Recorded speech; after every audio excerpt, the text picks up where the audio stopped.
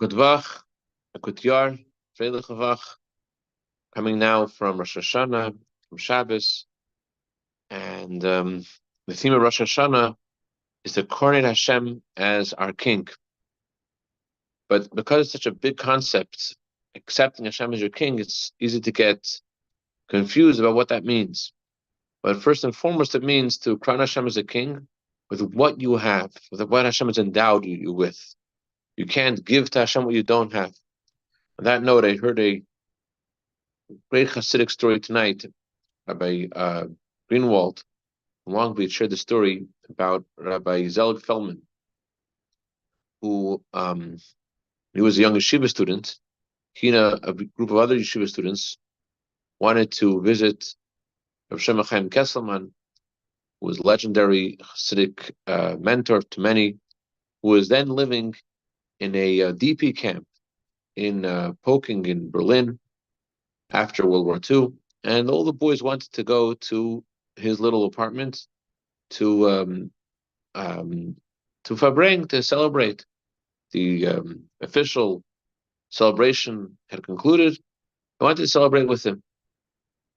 So they come to the home, and when they came to the home, they noticed that his wife had turned white. So Reb Zelig immediately realized the reason why she turned white is because all these boys are coming to her home. And she has nothing to serve them. She has nothing to give them.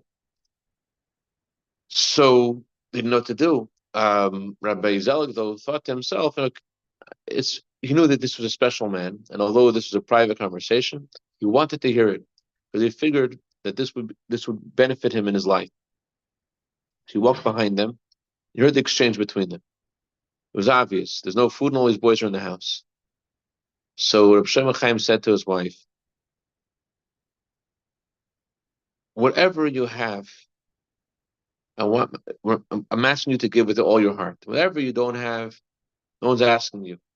Whatever you do have to give, I want you to give with your whole heart." And in a similar way, when we talk about crowning Hashem as our King, it's about giving whatever we have with all our heart. The famous Hasidic parable about this Russian minister who was leading a rally on behalf of Stalin, and he said, if you had a stables full of the finest horses, who would you give them to? And the audience was supposed to give the refrain to Comrade Stalin. And everyone answered to Comrade Stalin. And if you had mansions of thousands of rooms, who would you give them to? To Comrade Stalin. But if you had 2 chickens, who would you give them to? And all of a sudden, the whole audience is silent because no one had the stallions, and no one had the stables, and no one had the mansions, but everyone had 2 chickens, and that they weren't going to give away. So crowning Hashem as a king means giving to Hashem what you do have, and not to ignore what you want to have, or not to ignore what you can do with what you have, thinking about what you would have liked to give. Like another Hasidic story about this king who threw a feather off a balcony, and the official rule was, whoever the feather will land on will get to be offered as a human sacrifice for the king. So the feather is falling, and the audience is proclaiming, "Long live the king! Long live the king!" But as the feather descends, "Long live the king!" Trying to blow the feather upwards, they shouldn't land on them because they're ready to give, but not personally. So Rosh Hashanah is meant to be personal, and it's meant to be deep, and it's meant to be with simcha, with the ganzen heart and the full heart. Rebbetzin Chana, Rebbe's mother, was yahrzeit this week,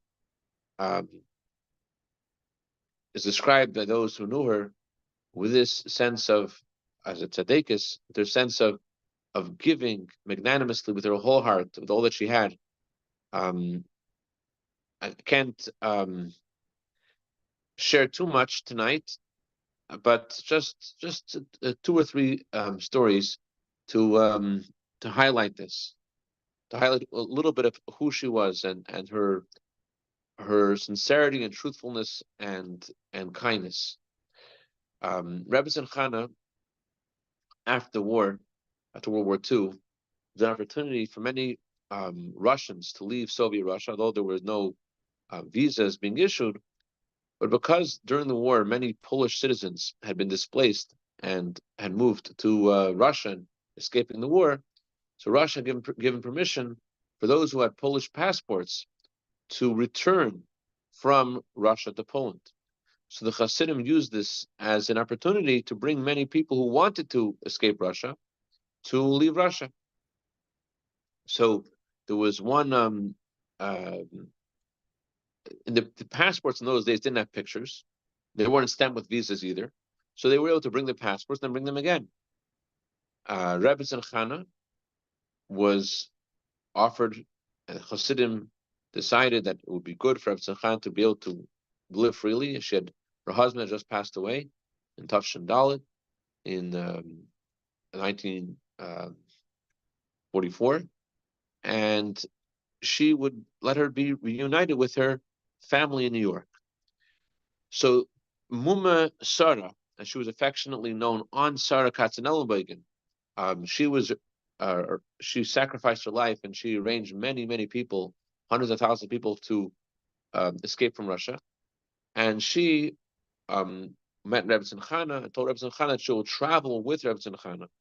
The reason why she wanted to travel with her was because of Rebbe Chana's authenticity and truthfulness. Rebbe Chana said that she could travel with a false passport, but if they'll ask her what her name is, she will say her name. And saying her name, Schneerson, was a death sentence. Escaping Soviet Russia with a passport that had a false passport, plus you are part of the leading counter-revolutionaries, as the Soviet government called the Hasidim, the counter-revolutionaries, because they're pro Torah and mitzvahs and pro believing in Hashem. So they were against the revolution of the Bolsheviks. That's what the Bolshevik Soviet government maintained. So the leader of the Jewish underground movement was Rabbi Schneerson. And for her to identify as last name Schneerson, that in itself was a reason to be arrested. How much more so to be arrested with a false passport? It was a death sentence. But she said she's unable to say anything else other than her true identity. So she agreed to go, and the false passports that she had included her having a son, and so a Beryl eunuch, posed as her son. And years later, the Rebbe and his mother both humorously referred to Beryl as the Rebbe's younger brother because he had posed as the Rebbe's son on that trip.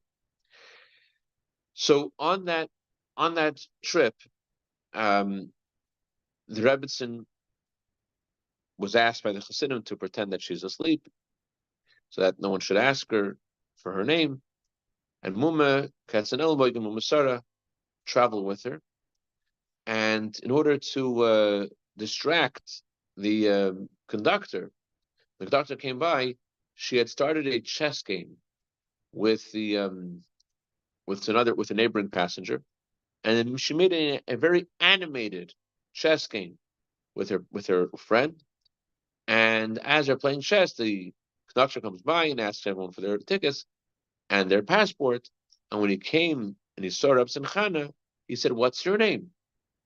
And Muma Sarah immediately launched into a tirade. She said, "How dare you ask her name? Babushka." She said, "Babushka, what's your name? Older woman, what's your name?" And she said, she's not well. She's old and frail. Leave her alone." And the conductor said, "No, I needed to know her name. I needed to hear." She said, "Here, her name is on her passport." She said, "No, I need her to say her name." And so Muma Sarah screamed out, "You're ruining our chess game. Leave us alone." And finally, the conductor moved along, and that's how Rebbe Chana escaped Soviet Russia. Rebbe Chana, when she came to America, she lived in America for 17 years. I wonder, but we know that Yaakov Avinu, after all the trouble that he had in his life, his 17 best years were with Yosef Mitzrayim. I wonder if there's some meaning to the number 17, because in those 17 years, she was able to be reunited with her son, the Rebbe, and she was accorded the respect and the regality that she was a mother of the Rebbe for 17 years in New York. The Rebbe would visit his mother every single day, and when the Rebbe would visit his mother. He would stay there for some time, and the Rebbe also would come on Friday night, and the Rebbe would go with his mother for a walk on Friday night. And when the Rebbe would accompany his mother from the shul from 7 her to her home, the Rebbe would put his arm under her arm and walk with her together until they arrived on President Street where she lived, and there the two other women would greet her, and the Rebbe would wait until he could no longer see them. Rabbi Tzimchana also said about the Rebbe, she said he thinks I don't know, but since the age of his bar mitzvah, I've never seen his shoulders because he treats me like the Aron Kodesh. He treats me like the ark in the synagogue. You're not allowed to turn your back on the ark. So the Rebbe would do the same for his mother. He never turned his back on his mother. And here, the Rebbe, when he took his mother home, he wouldn't turn his eyes away until he could no longer see her. So Rebbe Tzimchana passed away on Shabbos, on the 6th of Tishrei, 1962. And I'm sorry, it was 1962, it was later than that. In 1962, there were two Hasidim who visited Rebbe Tzimchana. Rebbe Tzimchana had the greatest respect also for the Rebbe's emissaries, just like she honored her son. She said actually about the Rebbe, she said, you don't know what you have. She told the Hasidim. She would make a little farbrengen twice a year on the Rebbe's birthday and on her husband's yahrzeit on 20th of Av. And she would have a little farbrengen with the older Hasidim that would visit her. And she said to the older Hasidim, you don't know what you have. She said, I've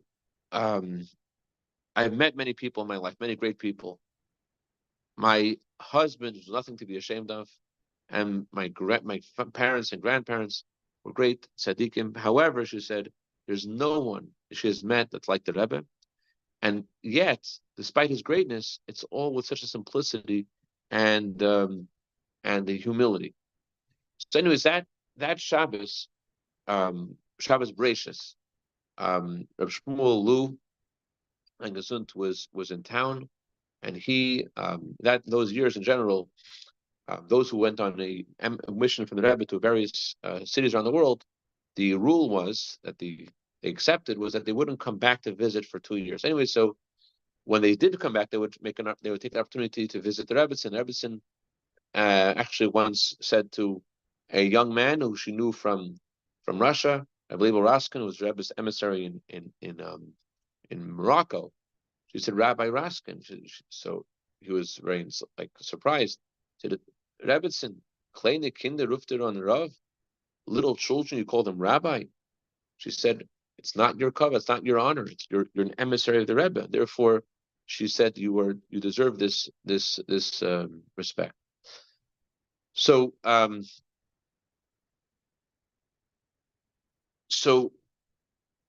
interesting. Rabbi Moshe Feller, Rebbe's emissary to Minnesota, and Rabbi Shmuel visited her. And after Shabbos Bereishis, when they came to visit from their very respected posts, and Rabbi Tzimchana said to Rabbi Moshe Feller that she reads his articles. He wrote an article in the Jewish press about his various activities in spreading Torah, and he had stopped writing articles. So Rabbi Tzimchana said, why'd you stop writing? So he said, now I'm not just writing, I'm doing. Rabbi Tzimchana remarked, tongue-in-cheek, he said, that kind of writing, the writing that you're doing, is called doing. So another thing that she told these boys, very fascinating thing, she said, Chassidus talks about the mind controlling the heart. And she gave an example of what that means. It's very also in sync to the time that we're in now. We're supposed to seek Hashem when he is found, as the Torah says, call him when he is close, to upgrade our character. She said, when the Chassidus says to overcome your emotions and change your character, there's a practical example. She said in Soviet Russia, when she would meet a police officer, not only she would meet, anyone meet a police officer of the KGB, you would cross the other side of the street because the KGB officer could cause problems for you without, on a whim, could cause problems for you. So, but here in America, the police officers, they are wearing a similar kind of uniform, but they're not the same kind of people.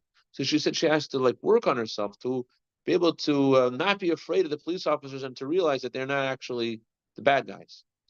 Um, in the year that she passed away, which was the year 1960, and the Tafshin Chavdalim, I think it was 1963, 1963 in the 6th of Tishrei, the the Thursday before she passed away on Shabbos. The Thursday before, the Chabad central headquarters in New York had received a telegram from a someone who was in a Air Force base in Greenland, and he wanted there to be a Yom Kippur service in Greenland. And so you asked Chabad headquarters if they could send someone to Greenland to conduct the Yom Kippur services. So the rabbi, the central headquarters tried to find various people who they could speak to try to arrange permission to go, because Yom Kippur that year was on Tuesday. The last flight to Greenland was on Sunday. It was already Thursday when they got the telegram. So they contacted this man, David Sarnoff. David Sarnoff was a very well-connected person. He was he's part of the radio corporate agency, and he was a very well-connected man. And he came back to Chabad headquarters saying that the Pentagon says it takes 5 days to get clearance to visit the Air Force Base, and therefore it's impossible. However, he said, you guys are Chabad, you have connections all over the world, so keep on trying. This is what he said to them on Friday afternoon. There was still no confirmation to that he was going to be that there was going to be a clearance. But Rabbi Chanukah called in Rabbi Shmuelu, and he told him that he should go to the women's mikveh, and he should get 200 paper slippers. 1965, Yehuda is telling me. 1965. Okay, thank you, Yehuda. Tafshin Chaf Hey, you're right. Tafshin Chaf Hey. Yeah, Tafshin Chaf Hey. Would that be 1964? Okay. Anyway, so he Kharkov said you're going to go to Greenland. I have a mission for you, and you should take with you 200 paper slippers from the women's mikveh. They had heard that there were 180 Jews in the Air Force Base, and on Yom Kippur you're not allowed to wear leather shoes. So he told him go there and get the paper slippers and put this in a newspaper article, and he put out a press report. And the press report should mention that you bring these paper slippers to the Jews. So apparently the message was that the Jews should know they're not allowed to wear leather shoes on Yom Kippur. But again, there was no confirmation. There's no permission granted, and yet that Shabbos, although there was no official confirmation that he was going on this mission, Rabbi Chanukah was telling him he's going. But for Rabbi Lu, he knew that if Rabbi Chanukah called him in, this was coming from the Rebbe. That was confirmation. There may have not been confirmation from the U.S. government, and there may be no confirmation from the Air Force, but there was confirmation from the Rebbe, and that meant that's a reality. So that Shabbos, before Shabbos, Rebbe also told Rabbi Chanukah to tell Rabbi Lu to contact the planetarium to find out when Yom Kippur began, when Yom Kippur ended in Greenland, because of the you need to start your fast and end your fast at a certain time. You want to fast extra, you only fast the amount you have to fast. So you should contact the planetarium to know when the fast begins and ends. That Shabbos, the Rebbe spoke about the spiritual meaning of the word north. The Rebbe called over Rabbi Shmuelu and said to everyone, there is an emissary who's traveling to the north, and he gave him a special blessing, and he gave him a bottle of vodka, and he told him to do a few things with this bottle of vodka. He ever said to him that he should distribute some of it at the Farbrengen, some of it in Greenland. You should have some of it before the fast, some of it after the fast, then bring back the rest of the vodka. And then we blessed him for his journey. But that Shabbos, the Rebbe heard the news that his mother wasn't well. I'm glossing over many details, but when the Rebbe had to go to the hospital, and many Hasidim traveled by foot to the hospital, and and Rabbi Shmuel was one of them. And he comes to the hospital. He walked up to the ninth floor, and the ninth floor, she had already passed away at 6 o'clock, and the Hasidim went in, and they were saying Tehillim, as the Rebbe instructed. They should say Tehillim, and then they wanted them to make a minyan for Ma'ariv,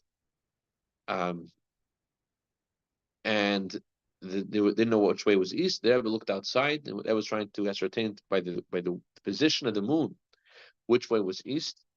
But then the Rebbe just asked the hospital staff which way was east, and they began a minyan for Ma'ariv. And the Rebbe sent a message to Rabbi Lu that for him there's no funeral. In other words, although the Rebbe's Chana, the Rebbe's mother, had passed away, but the Rebbe didn't want him to think, oh, he has to go to the funeral, this mission is delayed. The Rebbe wanted him to know he should go. So he came back from the hospital, and he found that he had 5 telegrams. He had a telegram from President Johnson, giving him permission to go. He had 2 telegrams for the 2 senators in New York, Senator Javits, Senator Koenig. And besides it, he also had a telegram from the Air Force. He was getting a temporary being summoned by the Air Force for temporary duty, TDYSN, temporary duty to work for the Air Force, and he is being summoned. He's an employee of the Air Force. He has to come because he is an employee of the Air Force if he's being summoned. And Baruch Hashem, he went there for Yom Kippur, and he had a successful trip. And the Rebbe encouraged him when he came back to stay in touch with them on Hanukkah and make a reunion with various people who came from Greenland to New York. But the fascinating thing is that the Rebbe's mother just passed away, and what was on the Rebbe's mind is that this Yom Kippur service should still go on, and that and he shouldn't delay his mission just because of Rebbe's mother passing away. Bottom line is that we don't have